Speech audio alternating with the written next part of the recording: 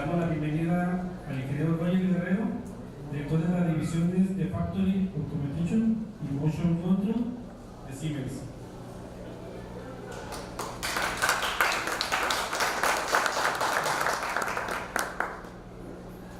Bueno, Steven, ¿me escuchan? Sí.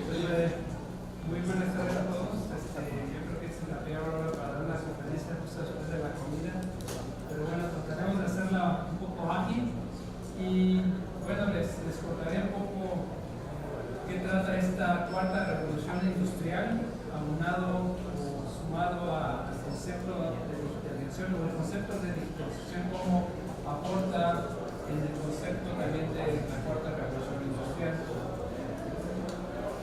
Y quisiera empezar con qué ha pasado con nuestro país en términos de manufactura. México se ha caracterizado por ser un país con manufactura de bajo costo, es decir, los costos de producción han sido bajos gracias a la mano de obra barata. Y bueno, la cuarta revolución industrial sugiere transformar esa mano de obra barata en un valor agregado distinto. ¿A qué me refiero? Es precisamente utilizar la digitalización como valor agregado en el proceso productivo. Y bueno, quisiera comenzar con un video.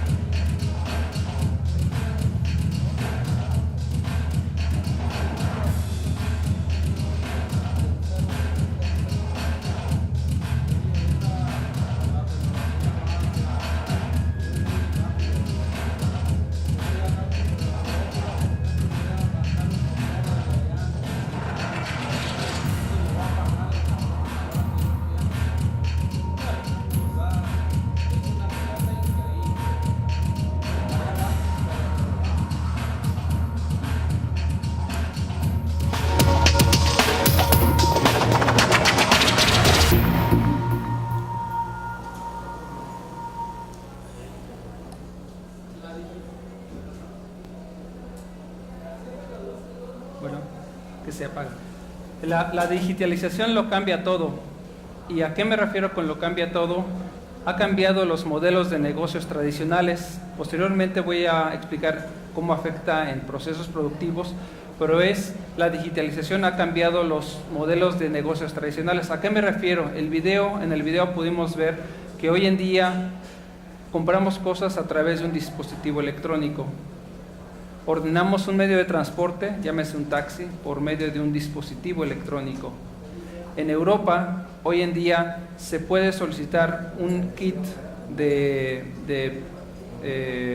reanimación por un infarto cardíaco con un medio electrónico. Es decir, viene un dron con el equipo necesario para que lo instales muy sencillamente en la persona que acaba de sufrir el infarto y monitoreo de condiciones y haga el sistema de reanimación. todo esto está cambiando la forma en que acostumbrábamos a hacer o tradicionalmente hacíamos las cosas cotidianas. Y bueno, ¿y por qué no lo empleamos también en procesos productivos?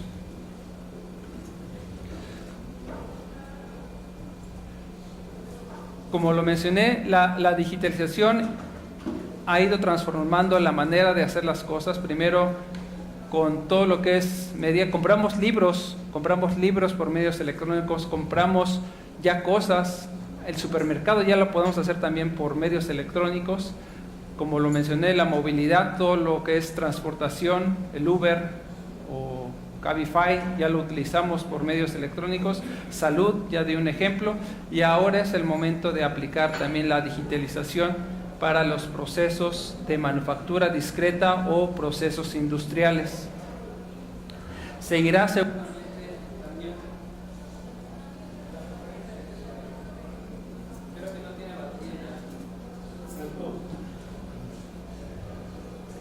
seguramente también la digitalización para todo lo que es generación y distribución de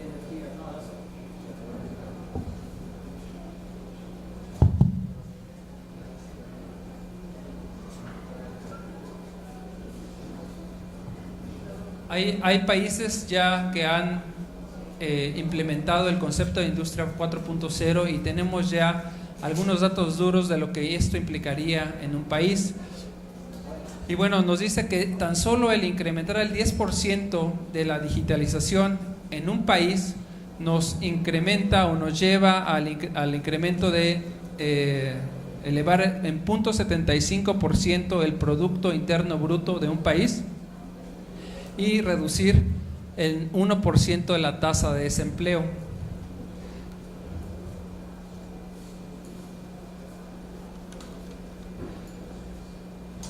Voy a dar un ejemplo muy sencillo. ¿Qué pasaba con el desarrollo de nuevos modelos de autos y cada cuánto se necesitaba adaptar esa producción cada vez que se cambiaba un modelo de un auto?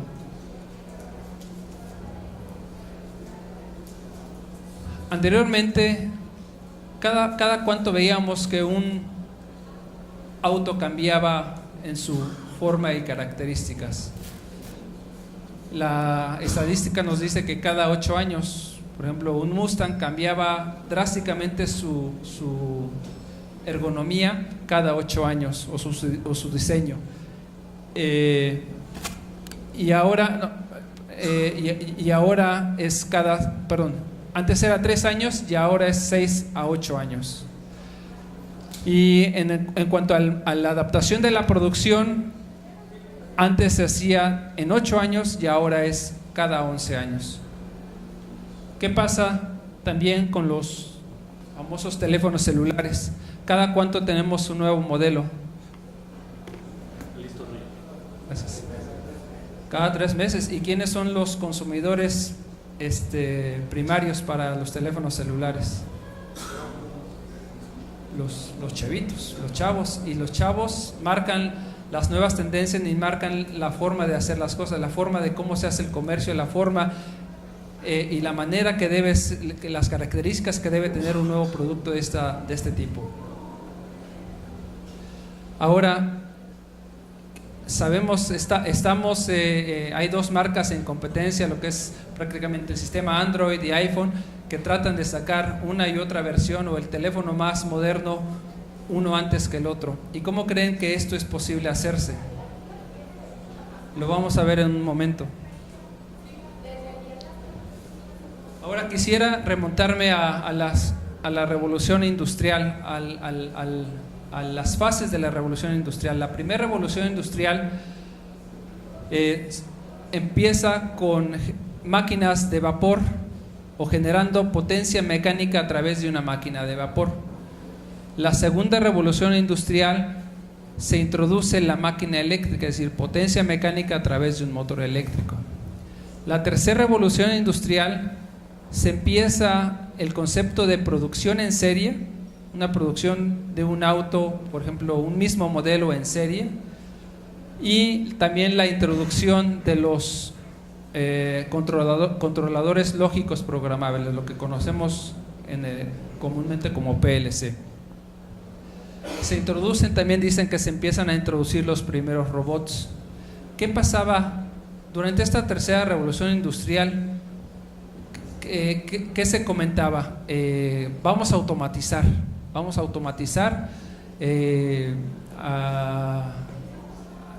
a meter robots para aumentar la producción. Pero ¿cómo se hacía esto? Solo porque estaba de moda, era una tendencia, pero no estábamos seguros si el robot o la automatización nos iba a incrementar la producción.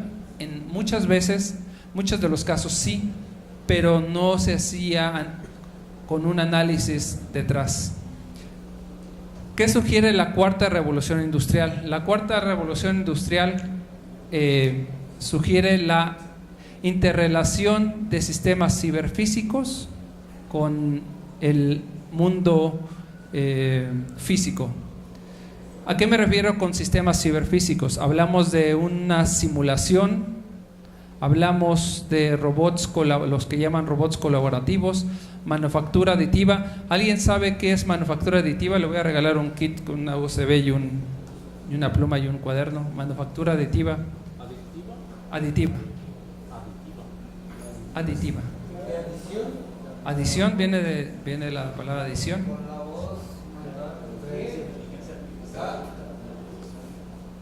¿Quién más?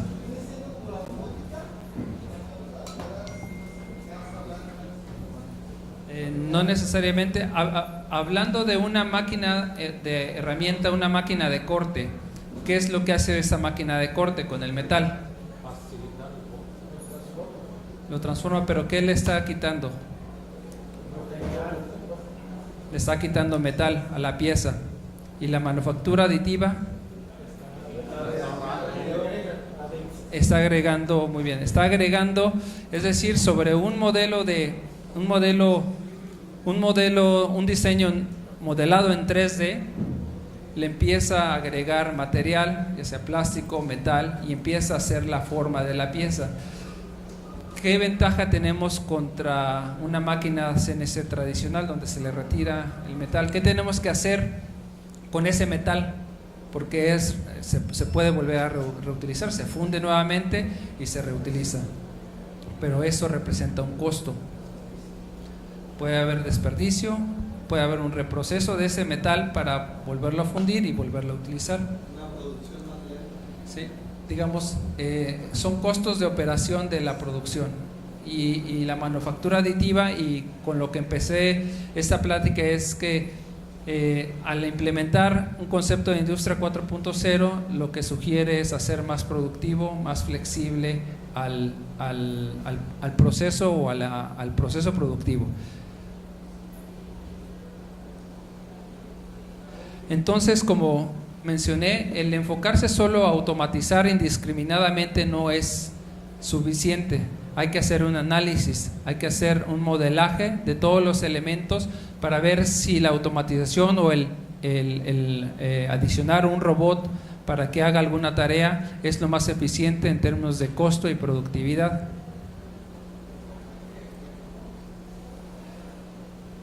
Y bueno, yo ya mencioné algunos retos de cualquier empresa, cualquier industria.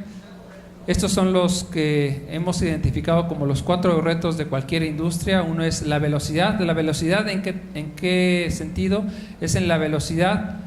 Cuando tenemos una idea de lanzar un producto, es la velocidad en que llega al mercado.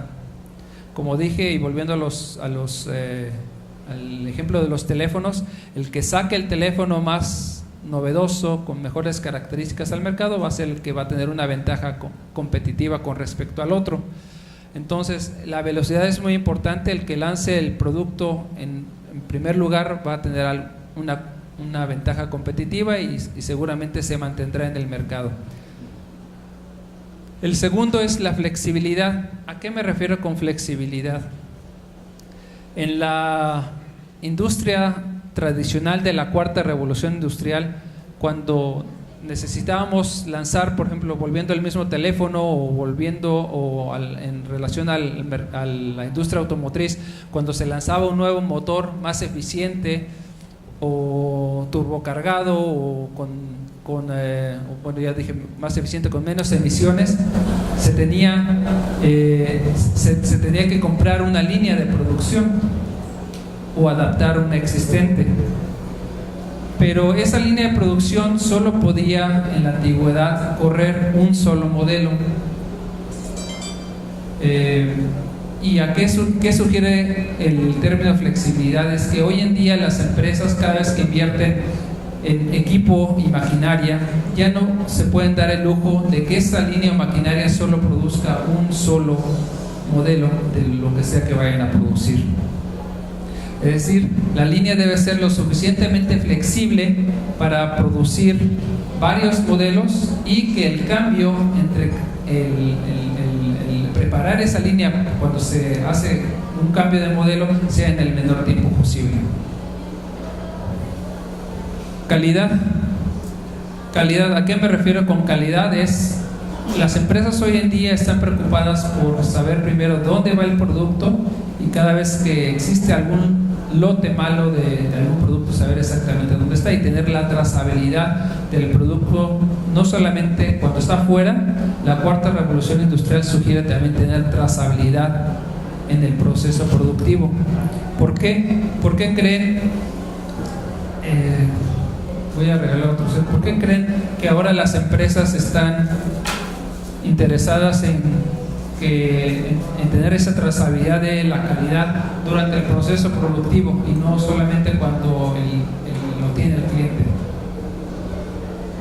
Yo creo que es por el hecho de la garantía, la durabilidad y la eficiencia del equipo, debido a de que no cualquier marca compite con otra. Sabemos que no todas las buenas marcas están aquí. Hay marcas en Francia, hay marcas en Alemania que son muchísimo mejor de las que fabrican aquí. Te pongo como ejemplo extrusoras, refrigeradoras, laminadoras, que tienen una mayor eficiencia, tienen una mayor durabilidad, ya está programada para nomás llegar, instalarlas y empezar a trabajar, y que te dan una garantía de que independientemente de que sean fabricadas allá, aquí hay gente capacitada para darles un mantenimiento o reparación necesaria. Se lo vamos a dar. Eso es el tema que acaba de comentar aquí el compañero. Es una vez que el equipo ya está con el cliente, pero yo me refería un poco al proceso productivo. ¿Por qué es importante tener esa trazabilidad durante el proceso productivo?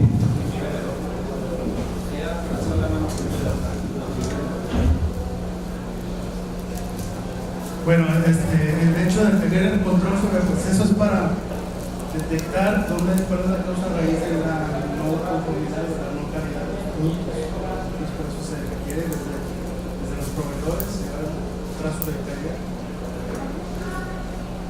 Les voy a platicar un pequeño ejemplo que justo tuve la semana pasada. ¿Alguien conoce Fandeli, Fábrica Nacional de Lijas? Fábrica Nacional de Lijas, pues sabemos que tiene diferentes productos de lija y de diferentes granulados. Bueno, granulados es el nombre técnico que le dan ellos. Pero todos sus productos son maquilados en China, ¿no?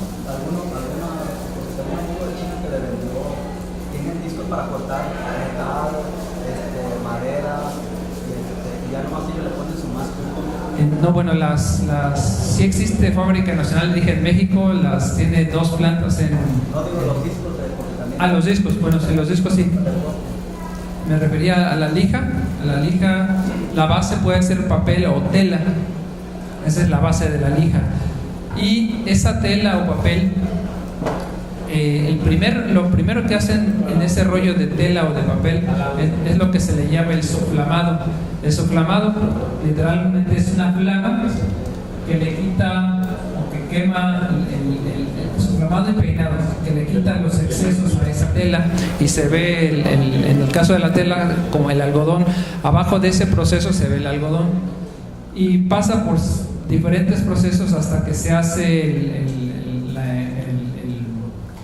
se le pone pegamento, se le deja caer el abrasivo, pasa por un horno y bueno, se vuelve a enrollar la lija, o se hacen hojas, o se hacen discos, o se hace todas las presentaciones que conocemos. Y yo le preguntaba si él tenía la trazabilidad en el proceso, en el sentido de que si se apaga la flama y ya no se cumple el proceso de soflamado, si él detectaba esa falla en ese momento que se apaga la flama o lo detectaba al final. Como es una máquina automática, toda automática, él me decía, no, lo detecto hasta el final.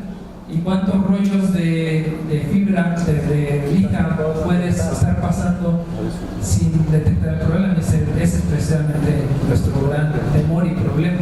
Entonces, al tener la trazabilidad de ese proceso y detectar algún problema o una variable, en este caso la flama que se apague en el proceso, nos ayuda a ahorrar muchas cosas. Y a eso precisamente se refiere una trazabilidad en el proceso, en el tema de calidad.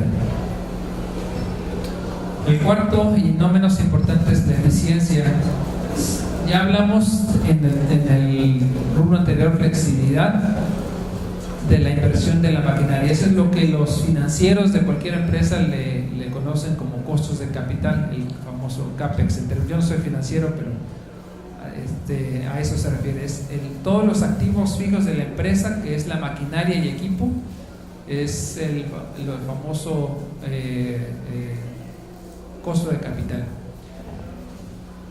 En el términos de eficiencia vamos a hablar de costos de operación. Costos de operación son todo lo que necesitamos para producir lo que estemos produciendo. ¿Y cuáles? Voy a dar otro kit. ¿Cuál creen ustedes que sea el principal costo de operación de cualquier industria?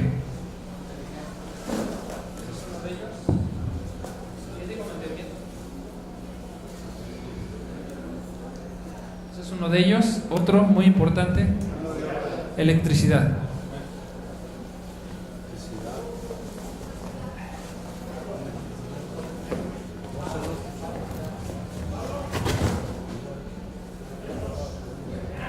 Exactamente, electricidad.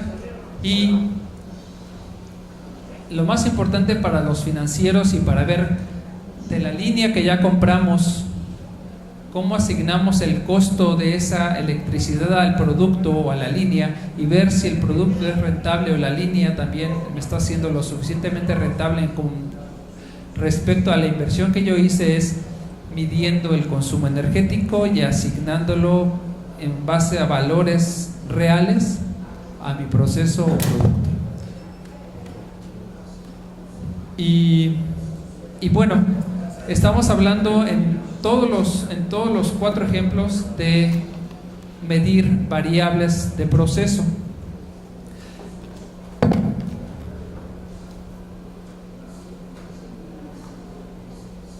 La digitalización no es limitativa para alguna industria, sino que puede ser aplicada para todas las industrias en mayor o en menor medida, pero las 4 variables las 4 preocupaciones que yo les mencioné en la lámina anterior son las preocupaciones de cualquier industria de manufactura.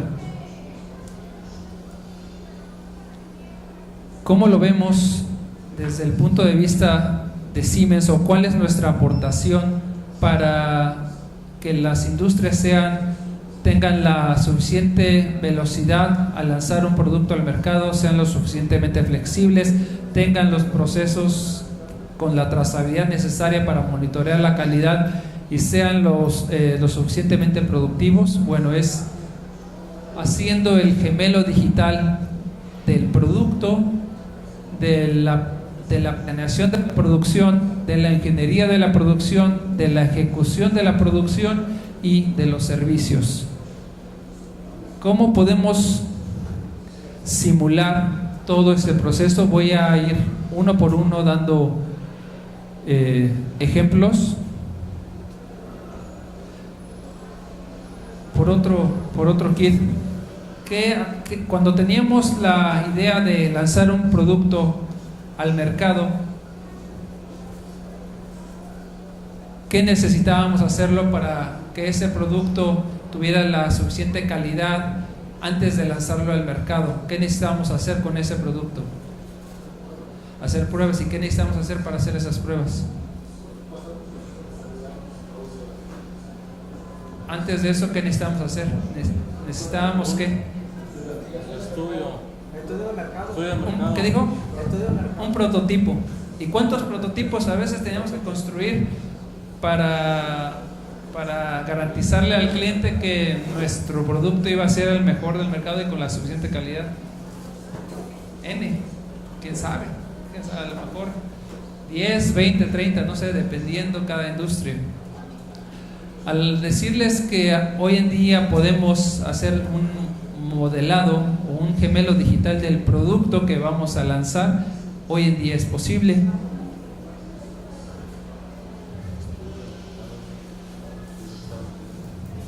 Voy a darles un ejemplo. Esto es un ejemplo de un producto nuestro, de Siemens. Es una PC industrial y este es el modelaje de la PC. El software es capaz de emular o de someter virtualmente a este equipo a diferentes pruebas: temperatura, vibración, cualquier prueba que se hacía con un prototipo común y corriente o como hacíamos con un prototipo, se puede emular a través de software. Entonces ya no tenemos que construir ningún prototipo, ya todo lo podemos emular y eso nos reduce los costos en el producto significativamente.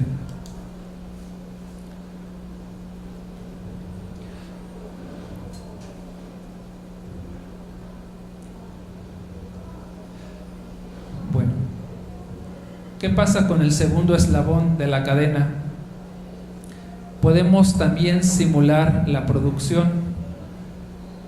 Y con esto, ¿se acuerdan que les dije que la tercera revolución industrial sugería que se instalara la automatización y todos los robots posibles para hacer más eficiente el proceso, indiscriminadamente y sin ningún análisis?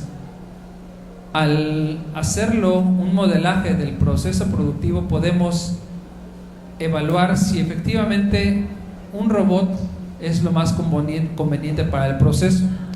Aquí no tengo pointer, pero en cada línea de las que están ahí abajo tiene un tiempo y es cada actividad que está haciendo la señora que se está viendo en la tarea. Cada línea es una actividad, desde tomar una simple pieza para estar ensamblando. Lo que está ensamblando es la misma PC que vimos en el ejemplo anterior, ahora la está ensamblando. Y estamos tomando el tiempo de cada uno de los movimientos. No se alcanza a ver el tiempo, pero arriba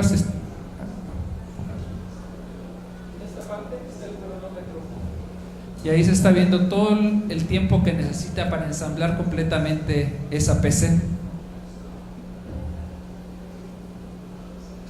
Sorprendentemente, el análisis nos dice, simulando también el robot, este es un robot colaborativo. Muchas gracias. Aquí igual está corriendo el tiempo. Cada línea que aparece aquí es un tiempo para hacer una actividad del robot. Todavía no compro nada, no compro ni la línea, no compro ni el robot, no he comprado absolutamente nada, no he hecho no he invertido ni un peso en la línea. Y curiosamente el robot es más lento que la persona, por mucho.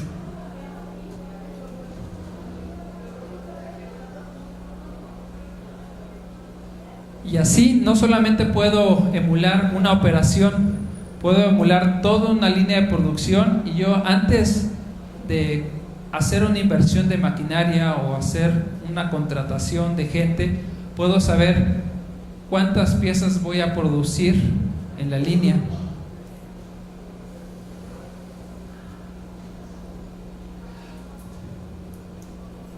Bueno, ingeniería de la producción. ¿Qué pasa cuando ya analicé y dije, bueno, sí, van a ser 2 operaciones, 2 estaciones manuales y 3 estaciones con robots?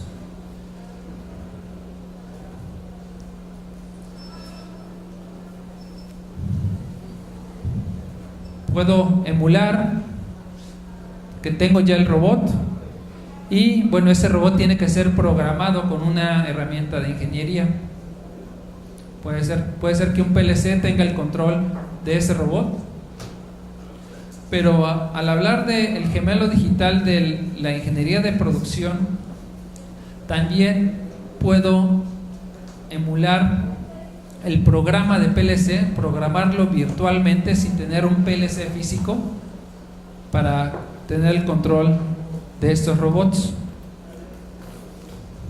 Entonces, sigo sin invertir un solo peso en el desarrollo de ese producto que es, bueno, la PC industrial.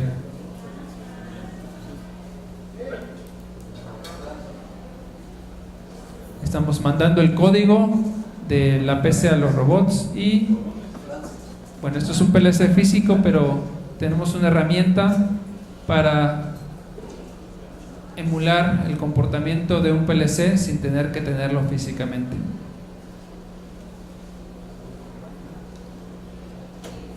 El cuarto eslabón es la ejecución de la producción.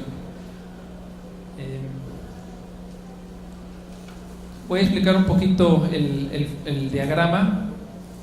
Este bloque azul es un batch. Esta es una línea de producción. Bueno, cada bloque, cada línea es una línea de producción. Y este bloque azul es un batch para producir un modelo. Este es otro modelo, este es otro modelo, este es otro modelo, y bueno, y la longitud sugiere el número de piezas que voy a producir de ese mismo modelo. Es por eso la longitud del cuadro me sugiere el número de piezas. Entonces, por ejemplo, aquí el número de piezas es bastante limitado. ¿Cuánto creen ustedes que en términos de dinero me cuesta parar la línea para preparar la línea para fabricar un producto diferente? Hablamos de una línea de ensamble, tenemos que modificar dispositivos mecánicos de sujeción para correr un modelo distinto, y esto me lleva cierta cantidad de tiempo, lo que se convierte en dinero.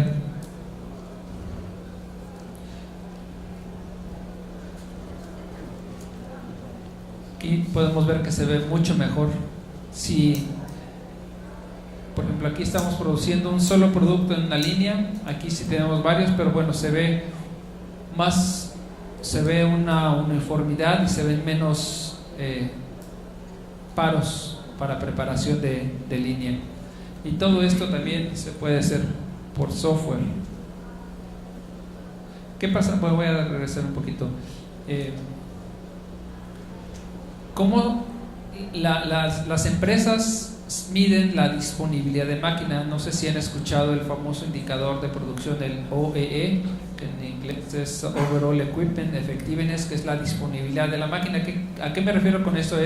Se mide el tiempo en que la máquina está produciendo, y se mide también el tiempo en que no está produciendo, para ver el grado de productividad que tiene esa máquina o línea de producción. Y esto se mide hoy en día todos los días, pero ¿cómo lo medimos en la industria mexicana?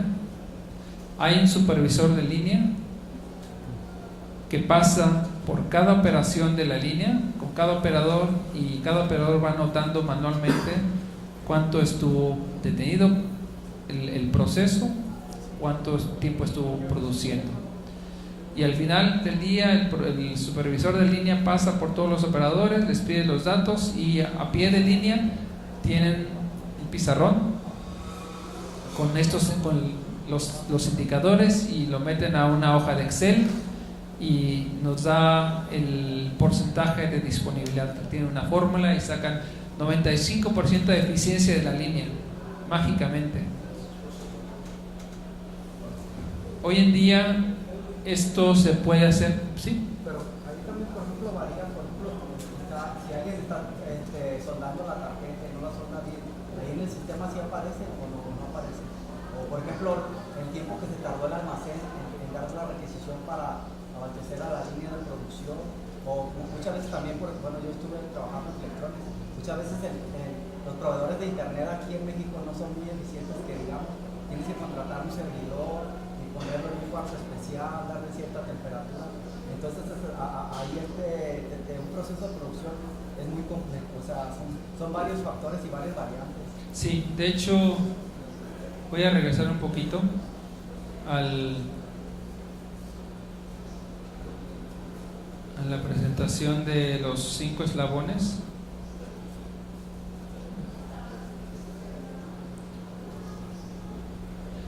abajo de los 5 eslabones vemos aquí que están los proveedores. Y los proveedores, por ejemplo, cuando hago un cambio en el producto, aquí vuelvo a hacer, todavía tengo la idea del producto y quiero hacer un cambio, o hablando de Flextronics, si hay un... Parece que el contenedor lo detuvieron en Manzanillo, no sé, 4 o 5 horas y te pega todo. Sí. Bueno, lo que es logística lo vamos a ver aquí en servicios y voy a dar también algún ejemplo de esto, pero a lo que me refiero es que el proveedor debe estar ligado a todos los 5 eslabones del sistema holístico que se sugiere. O sea, si aquí hay un cambio de diseño, o no sé, hablando de Flextronics tiene estas, ¿cómo se llaman? El montaje superficial, son rollos de microprocesadores, sí, microprocesadores para hacer el montaje superficial. Si hay algún cambio en el número de parte, porque ya salió un nuevo modelo, todo a través de la cadena se hace automáticamente porque están todos concatenados. Este es uno de los valores agregados a este sistema. Y bueno, el tema de logística lo vamos a ver aquí también cuando lleguemos a ese rubro.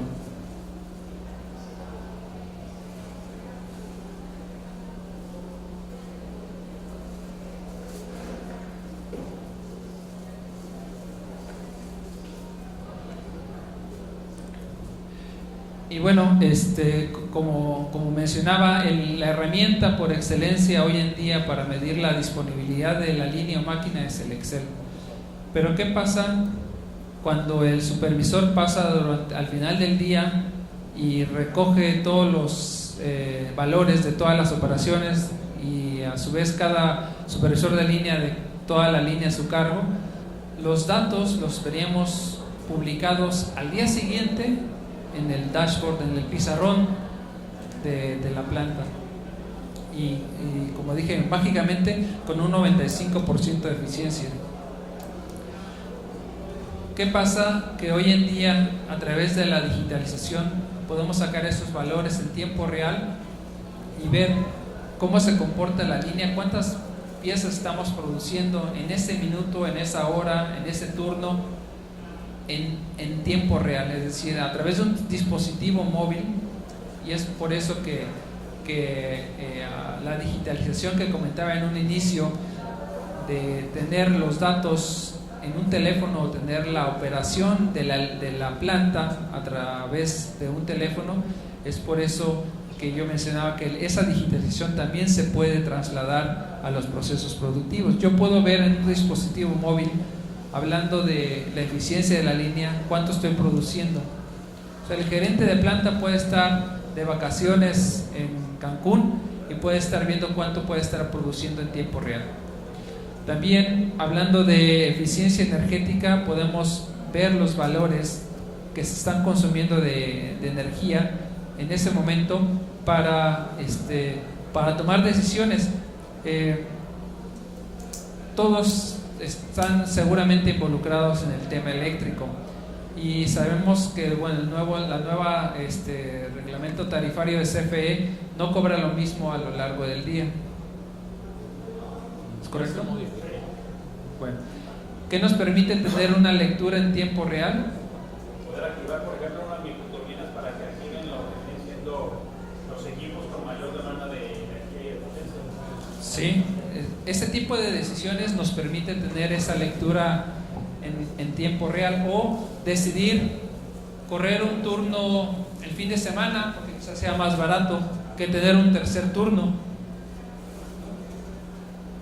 Digamos, esos datos, todos esos, estamos hablando de datos, de sacar datos y variables del proceso, y hablamos de datos de calidad, hablamos de datos energéticos, hablamos datos de variables de productividad, y todos esos son datos. ¿Han escuchado hablar de los ciberataques, los ataques cibernéticos? Bueno, como estábamos hablando de datos, también es muy importante tener esos datos seguros, porque son datos, estamos hablando de desarrollo de producto, viendo el primer eslabón, estamos hablando de un desarrollo. ¿Y qué pasa si se roban esa información la competencia? O un hacker que vende esa información a la competencia, pues bueno, la empresa puede perder mucho dinero. Entonces, como estamos hablando de información muy sensible, debemos de tener también cierta seguridad en cuanto a los datos. El quinto eslabón sugiere temas logísticos de saber, por ejemplo, si está detenido el contenedor en Manzanillo, yo lo puedo saber inmediatamente. ¿Cuánto tardaban, por ejemplo, ahí en Flex para saber que un contenedor estaba detenido en Manzanillo? Una hora. Y en una hora es valioso. Y eso lo puedes saber. Si tienes la trazabilidad también de tus proveedores, cuánto te entregan, y tener la exactitud, puedes también tomar decisiones de que o minimizar o mitigar el efecto que pueda tener esa situación. ¿Qué otra cosa hablamos de los servicios? ¿Alguno de ustedes ha estado en una colada continua o en un mezclador? Hablando de un mezclador de caucho para la fabricación de llantas. Colada continua. ¿Qué pasa con ese motor principal de la colada? ¿Qué pasa si se daña el reductor o el motor? Se enfría y se hace para despegar eso. Sí. Como los otros de vida. Exactamente. Y bueno, yo una vez no fue en un proceso de colada continua, pero fue en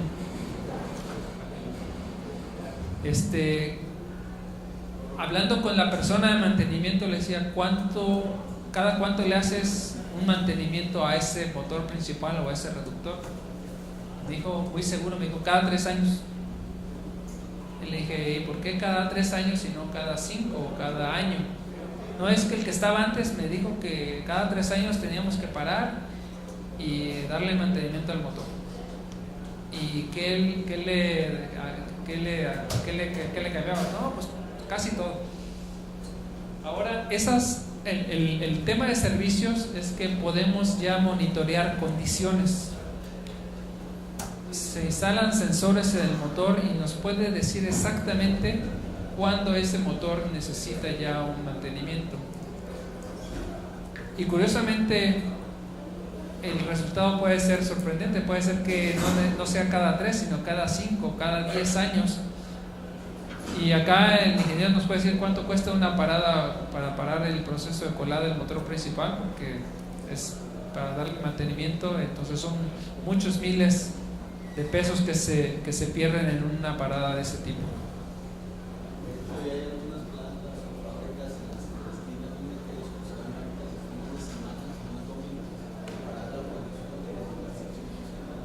Pero hay plazas como Flextronics o Sanmina que no paran, ¿no? Tienen el domingo trabajando, entonces más bien aprovecha, se basa en sensores en los cuales les diga que la línea está generando sobrecalentamiento en algunas de sus partes, cuando esté en bajo volumen para poder hacer el trabajo.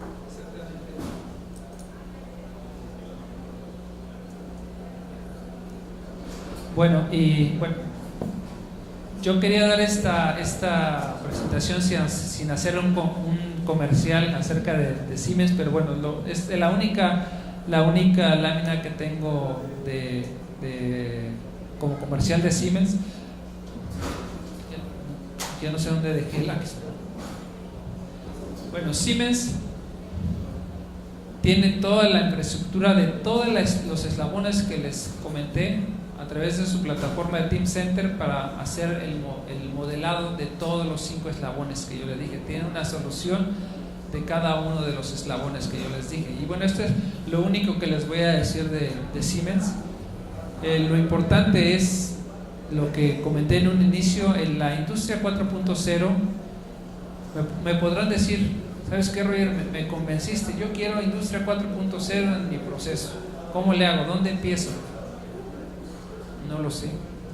No lo sé. ¿Y por qué no lo sé? Es porque primero la implementación de este concepto es una tarea no solamente de una persona, no es ni del de mantenimiento, ni de IT para hacer todo el sistema de adquisición de datos, ni el del proceso, ni el de manufactura, ni RH. Es una responsabilidad compartida, es de todos, es un cambio de cultura.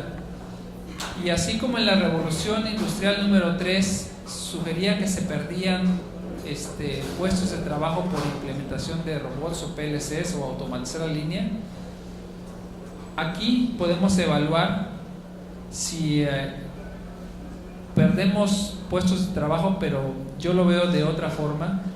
¿Por qué? Porque si instrumentamos una línea, si obtenemos datos o variables del proceso, el software no los va a analizar por sí solo, necesitamos gente que lo analice, y la industria 4.0 sugiere que una vez analizados toda esa bola de datos que obtuvimos del proceso, que enseñemos al proceso nuevamente, ¿sí? Pero por ejemplo el sistema te ayuda a la ingeniería del proceso o tiempos y movimientos. Por ejemplo, si tienes la impresora 3D al inicio del sistema de producción, lo tienes, no sé, a 5 metros, el mismo sistema te va sí, lo puedes modelar, puedes hacer de esa impresora 3D, puedes hacer un modelado, tener un modelo 3D de la máquina per se y saber cuánto está produciendo. Y te dice el mejor espacio para tener el tiempo y el movimiento más eficiente dentro del proceso. Exactamente, simulado. No necesariamente tienes que tener la impresora 3D para saberlo. Si tienes la impresora al principio y el pulido está al final, sí, puedes simular todo eso con el software.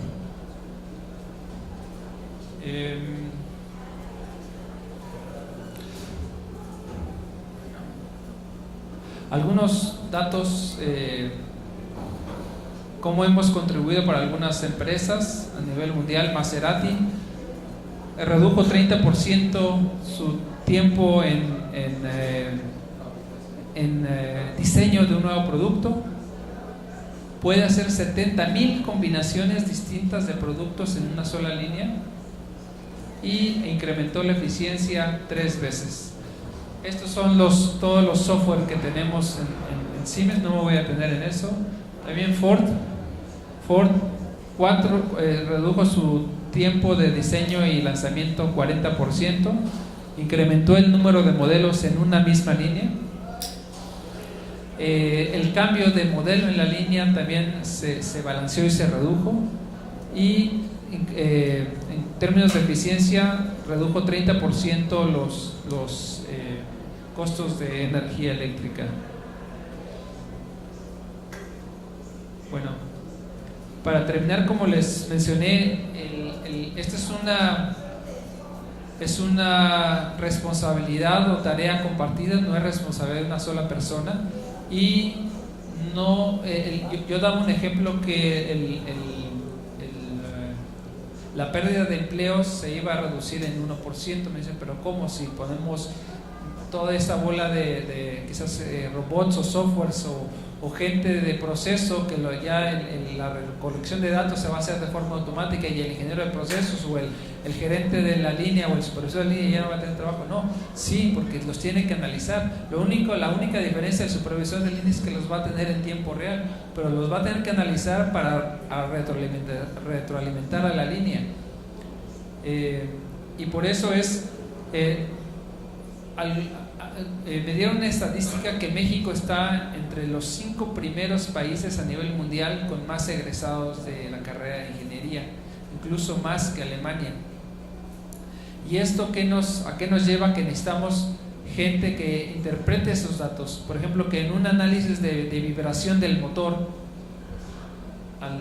me interprete esas gráficas de vibración para que me diga ya si es necesario hacer el mantenimiento o no. O sea, lo que me va a hacer el software me va a decir, sí, ya hay una vibración severa, pero alguien tiene que interpretar esa gráfica, un ingeniero mecánico. Pero por ejemplo, el software va a tener la capacidad de decirnos cuánto es el lapso de tiempo que tenemos para poder realizar ese mantenimiento, o en base es a un histórico que ya está generado. Es un histórico, lo que te da el software son gráficas, y bueno, la gráfica de vibración te va a decir, bueno, ya digamos, las diferencias o las tolerancias se van haciendo más amplias y te va a decir, bueno, ya es momento. No sé si el mecánico lo que hacía es ir con un estetoscopio antes y oía los valeros del motor, y antes también le ponía algunos sensorcitos ahí y le hacía una grafiquita y los interpretaba. Ahora eso lo vas a poder tener en un dispositivo móvil y te podrá decir, se está acercando el tiempo para el mantenimiento del motor, pero finalmente el que interpreta esa gráfica es el ingeniero mecánico, el ingeniero de mantenimiento. Los beneficios que ha tenido Manfred es más precisamente los datos que arroja el sistema 4.0 en base a variaciones que tiene en su línea de producción y los ha podido corregir en el momento, ¿no? Exactamente, sí. Y bueno, para finalizar, la industria 4.0 es la integración de software y automatización a través de una red de comunicación. Todas las máquinas y todo el proceso debe estar interconectado. Debe haber la seguridad, como les mencioné, estamos manejando datos sensibles. Y la implementación también pueden tener software dedicados. Una empresa puede tener un software dedicado para hacer algún análisis, también puede ser integrado. Y bueno, es todo por mi parte. No sé si hay alguna pregunta, pero sí, yo creo que nosotros como país podemos ser más productivos, más eficientes y seguir siendo competitivos a nivel mundial si vamos en esta dirección, en la implementación del concepto. En Siemens tenemos toda la plataforma para toda la cadena para poder realizar la implementación, pero no es limitativo a otras marcas, también las hay, y bueno, nosotros tenemos un producto para cada eslabón de la cadena. Y bueno, con esto termino. Muchas gracias por su atención y que tengan una buena tarde. Mándale usted.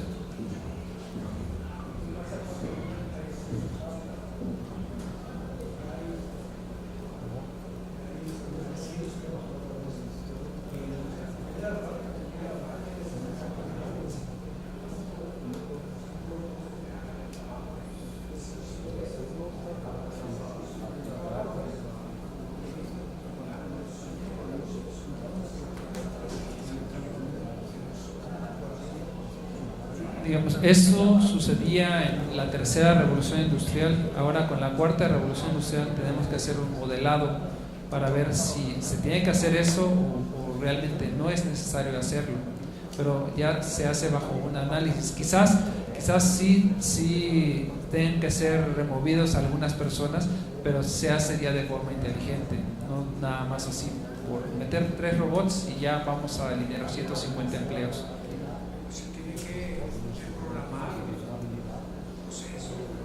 Sí, definitivamente se tiene que emular y modelar todo el proceso para evaluar si los robots son la respuesta a la eficiencia o no, o mantener esos 50 o incluso incrementar a 170. No lo sabemos si no lo modelamos o no lo evaluamos. Casi todos los empresarios de software piensan en su economía, dando de baja a 150.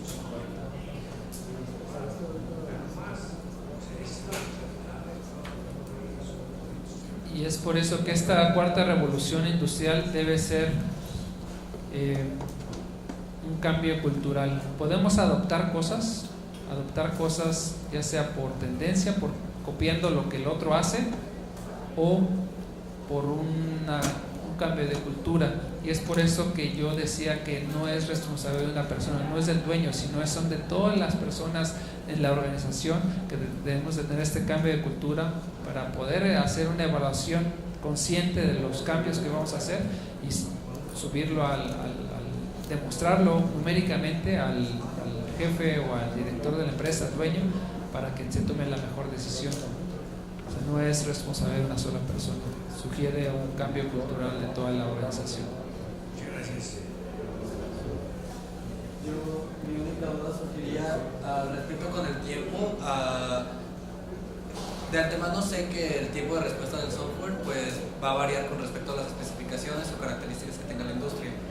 pero algo que sí me interesaría pues es saber el tiempo de respuesta que uno esperaría obtener del software, para saber cuándo esperar resultados para poder plantear la implementación de este mismo. ¿Te refieres al tiempo de respuesta del software per se cada vez que haces un cambio o al tiempo de implementación del software en el proceso? ¿Cuánto me demoraría yo en la industria ya una vez implementando el software? ¿Podría ya comenzar a yo ver resultados, a ya poder interpretar esas gráficas, estas curvas de comportamiento? Dentro de los 5 eslabones tenemos diferentes productos de software, todos interconectados a través de Teamcenter, que es la plataforma, hablando de la solución de Siemens. ¿Dónde tienes que empezar? Y bueno, yo hablaba, ya no terminé lo que iba a decir, es ¿dónde empiezas a implementar? Tú defines como empresa dónde es tu punto más débil o dónde son tus prioridades. Puede ser que tu prioridad sea calidad, puede ser que tu prioridad sea el área de servicios, o puede ser que tu prioridad sea el tiempo en que lanzas un producto. Eso es lo primero que tienes que evaluar y definir, dónde comienzas a implementarlo, pero eso yo no te lo voy a marcar, es en base a tu prioridad como empresa. Y ahora el tiempo de implementación, pues todo depende, hasta recursos humanos debería estar involucrado en este cambio cultural, y ustedes hacen un mapa de implementación y eso es lo que ustedes también definirán cuánto tiempo les va a llevar la implementación. Acá lo que hacíamos en Electronics, hacíamos una junta, una especie de junta con ingenieros manufactura, de producción, supervisores, y hacíamos una brainstorm, una lluvia de ideas. Escribíamos y ya sobre eso analizaban y sí se mejoraban los procesos. Pero hacíamos junta, o sea, una junta y una lluvia de ideas. A ver, con esto reduzco tanto tiempo, con esto reduzco tanto, mi problema es tanto.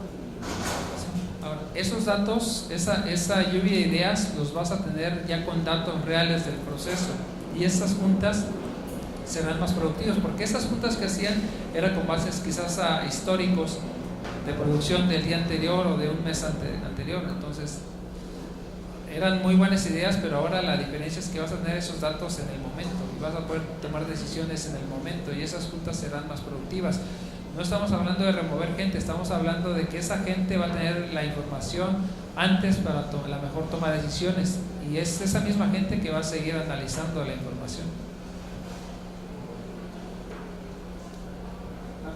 La compatibilidad de equipos ya existentes en la industria se pudieran manejar a través de un software unificado como el que tú me estás mencionando. Sí, el reto también de Industria 4.0 es porque esto, el mundo ideal es una línea nueva y que ya venga preparada con toda la instrumentación necesaria para sacar las variables. El reto es en una línea productiva existente implementar el concepto e instrumentar lo menos posible esa línea, es decir, instrumentarla me refiero a ponerle sensores y a ponerle dispositivos exteriores para tomar esos datos. A veces sí es necesario, a veces hablábamos aquí de las comunicaciones, aquí es un mundo ideal, todo a través de un bus de comunicación, pero hay veces que tenemos, hablando de PLCs por ejemplo, de marcas distintas. Habrá veces que el protocolo nos permita sacar datos de ese mismo PLC, habrá ocasiones que no y tengamos que tener otro PLC que se comunique con el PLC existente para obtener los datos, pero hay que hacer una evaluación. O sea, el reto es instrumentar lo menos posible una línea existente, pero habrá ocasiones que sí se tendrá que hacer.